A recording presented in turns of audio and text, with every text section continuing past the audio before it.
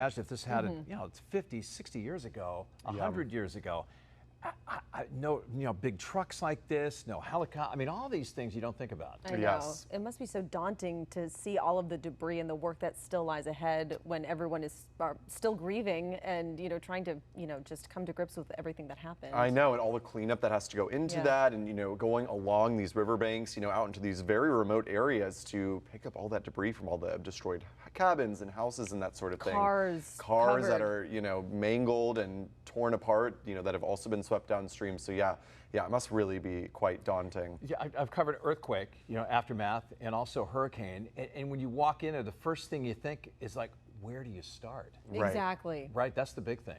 So. Yes, I think that before, the cleanup becomes the big focus, obviously we need to know what happened to these 160 or 101 unaccounted people. Glad to see that number is dropping. Yeah. Hopefully, it's just that in the chaos of the flooding, people just didn't report where somebody was, and hopefully all those people are still alive. I know. But still, just an unthinkable tragedy that happened down there in Texas. And they're still dealing with some, not so great conditions, it sounds like. Exactly. And this is the most flash flood prone part of the entire United States. So it's kind of interesting. This is not something that was super unexpected or really even all that unusual for this part of Texas. So this is what's known as Flash Flood Alley, extending from the Dallas area, also including places like Austin, San Antonio, and of course you can see Kerrville there, which was hit so hard by that flood disaster right around the 4th of July, right in the heart of Flash Flood Alley. So by far the most occurrences of flash flooding. It's also the deadliest zone in the entire country for flash floods.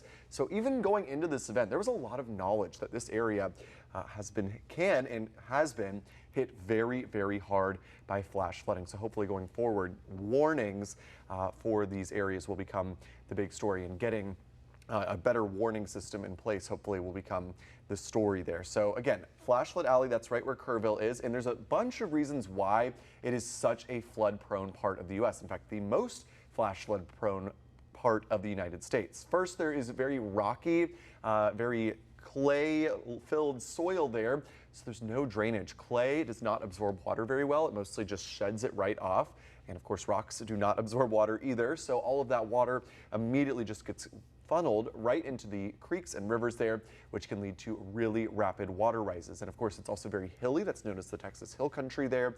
So very steep, rocky hills, that all that water that falls on the hills gets funneled down into those narrow valleys, and it causes extreme water rises. Of course, the Guadalupe River there in Kerrville rose 26 feet in 45 minutes on the 4th of July. And it's also a sort of convergent area where we see multiple systems that can come together. We get Pacific storms there, cold fronts from the north, Gulf moisture from the east, and of course tropical systems as well, can all converge in that area. So it can produce a lot of rain over that part of the country. So that's also one of the reasons why that is the Flash Flood Alley. And because we have those hills, that sharp elevation increase from the flatlands as you head towards the ocean, and then all of a sudden you hit this hill country, that elevation increase squeezes out moisture, and that's why there is such a boost in rainfall there. We see the same effect here in Maine, up in the mountains. Whenever we've got like a nor'easter or some sort of big storm, moisture getting pushed against our mountains, it gets squeezed out, and sometimes they get more rain or more snow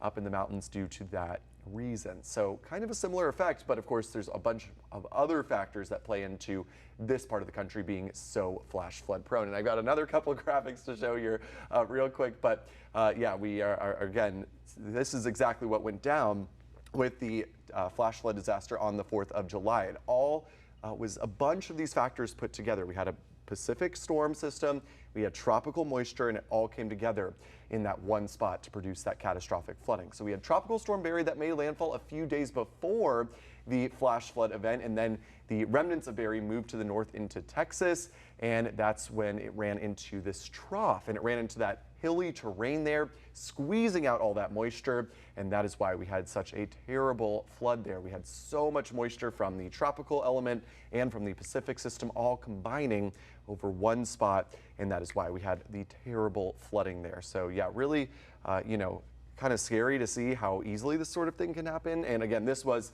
at a level that had not been seen in many, many years, but still, hopefully this is a really good lesson to get some sort of preparedness, some sort of siren system or warning system down there. I'm just trying to grasp the numbers. So 26 feet in 45 minutes? I know, it's really unfathomable to think about, that kind of water rise. It's a wall of water essentially is what happened. And that's why it was just so tough happening so early in the day or really, really late at night.